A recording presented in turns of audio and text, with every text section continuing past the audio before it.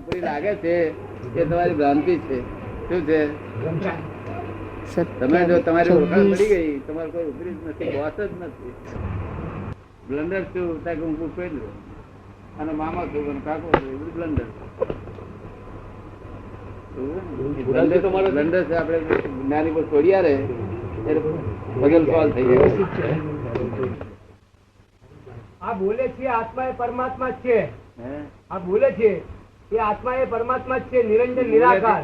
આ બોલે છે ને એ બોલે છે, જો દેવ તો 2000 રૂપિયા એ મળે વેચાતું. આ બોલીએ છે અંતરથી એ પરમાત્મા ને આત્મા જો બોલતો હોય ને તો 2000 વેચાતો મળે ને, આ 2000 મળે. આ બોલે છે આત્મા ક્યાંથી મળે? હે આત્મા કઈથી મળે? આ નથી બોલતો પણ આત્મા મળે પણ બોલે એટલે એની કિંમત 2000 ની થઈ જાય. એમ આ 2000 બોલે છે તો એ 2000 બોલે, 2000 ની કિંમત એની આત્મા. આત્મા બોલે એવો છે જ નહીં. સમજ પડી ને? આત્મા બોલે તો ટેપ રેકર્ડ કહેવાય. આત્મા બોલતો જ નથી. આત્મા પરમાત્મા છે, એ બોલે કરે નહીં.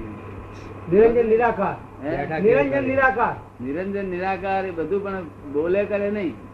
બેઠું કામ ને કોઈ આકાર જ નથી. એનો કોઈ આકાર જ નથી.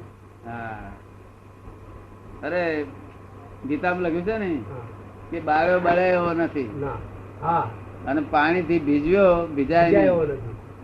એમાં તો ઘડિયાળ છે, વોટરપ્રૂફ ફાયરપ્રૂફ. એટલે લોકો સમજી ગયા આવો આત્મા હશે ઘડિયાળ જેવો. એવો નથી આત્મા. આત્મા તેવો નથી. આત્મા પરમાત્મા છે, જે આમ કાયમ જોઈ રહ્યા છે, જે કાયમ દેખાય. તમારી મય દેખાય, પરમાત્મા નું દેખાય. આત્મા પરમાત્મા છે, પોતાને ભાન નથી.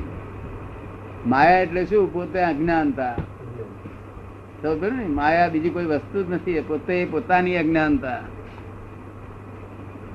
આપડે રાત્રે સિનેમા જોવા ગયા હોય ને, ઘરમાં બધા વાઈફ બધા બહારગામ ગયા હોય, એકલા હોય તો આ રૂમમાં તમે સુઈ ગયા હોય રાતે 12 વાગે આવીને, અને દાડે સાથે ભૂતરી વાત સાંભળી હોય અને રાતે 12 વાગે સુઈ ગયા, પછી જોડે રૂમમાં પછી પ્યારો ખખડ્યો કે તરત તમારા મનમાં શું અસર થાય?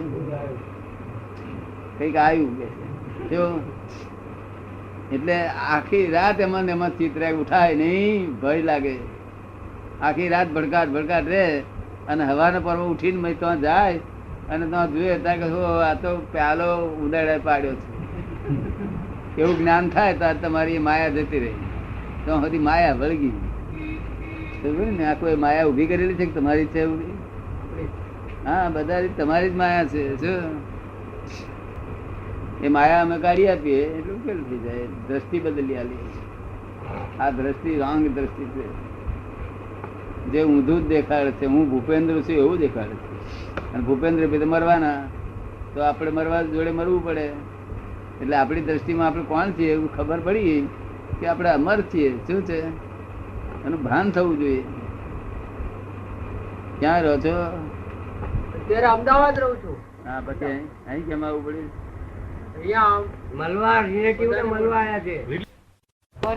કેટલા બધા ધક્કા ખાધા પેલા આદમી.